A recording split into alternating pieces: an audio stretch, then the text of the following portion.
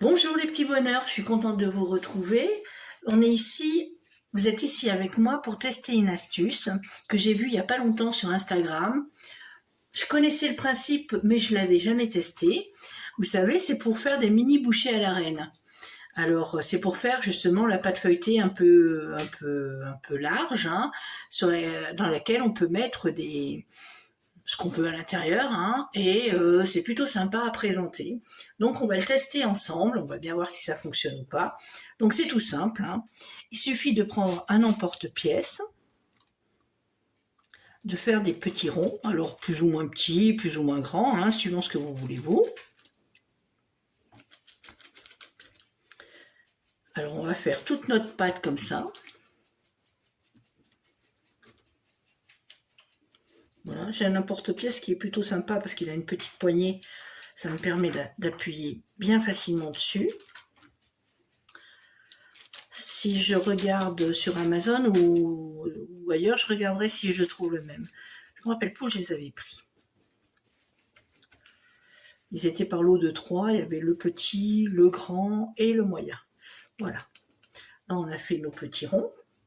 Alors, il suffirait, si j'ai bien compris la manœuvre, hein, on va déjà retirer la bande de pâte, là, tout doucement. Ceux qui connaissent mes vidéos sauront que je suis en train de me retenir de ne pas chanter. Voilà, voilà. Les autres n'en sauront pas plus. Voilà. Donc après, nous prenons nos petits ronds de pâte et nous les superposons aux autres. Nous faisons ça avec de la pâte feuilletée, hein. On s'entend bien, les amis. Voilà. Voilà. Ainsi de suite.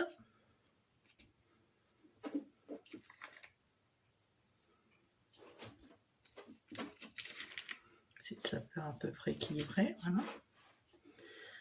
Je ne l'ai pas fait exprès, mais c'est tombé pile poil, hein. Voilà. Une fois qu'on a fait ça, on va venir le dorer à l'œuf. On va le mettre sur la plaque du four. On va préchauffer notre four à 180 degrés. Et puis après, on n'aura plus qu'à les enfourner. Maintenant, on va voir si ça fonctionne. Alors, les petits bonheurs, vous voyez, j'ai réétalé la pâte qui me restait pour en faire 3 autres. Mais ceux-là, on n'en tiendra pas vraiment compte. On va tenir compte de ceux qu'on a fait en premier. Là, on va passer légèrement du jaune dessus, pour qu'il brille un peu. Alors là, vous pouvez mettre, si vous voulez, des graines, ce que vous voulez d'ailleurs comme graines, hein, pour donner un petit côté festif. Là, on va le tester comme ça. Voilà. Je vous dis, ceux que je suis en train de faire, là, les derniers, on n'en tiendra pas tellement compte parce que j'ai reroulé la pâte feuilletée et elle n'aime pas vraiment ça. Soyons honnêtes. Voilà. Donc, une fois que vous avez fait ça, si vous avez préchauffé votre four à 180, il est temps de les mettre dedans. Allez, on se retrouve pour voir le résultat. Alors voilà, les petits bonheurs, ils reviennent du four, ils sont sortis du four, ils sont très beaux. Ceux que j'avais fait en plus, ils sont très laids. Donc en fin de compte, ça vous sert à rien de récupérer la pâte, ça ne fonctionne pas, hein. Donc ceux qui ont dû être reroulés ne sont pas beaux, mais ceux qui ont été faits comme ça sont très beaux. Donc là, on va attendre qu'il soit froid ou tiède. On va couper le chapeau et on va mettre à l'intérieur la préparation de votre choix. Alors si c'est un jour de fête, vous pouvez faire quelque chose de sympa. Si c'est un jour pour manger entre amis ou en famille, on peut mettre du jambon, des mentales, un peu de crème, et puis ça fait très bien l'affaire avec une petite salade. Alors, vous pouvez les faire plus gros, hein, moins gros.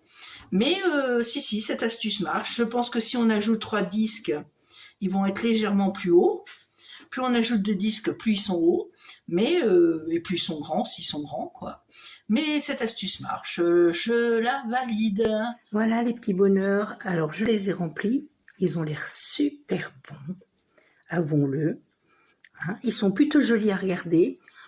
Je pense que comme amuse-bouche de fête, ça ne doit pas être mal. Allez, je vous laisse. Et puis je crois que je vais aller me régaler. Bonne soirée les petits bonheurs.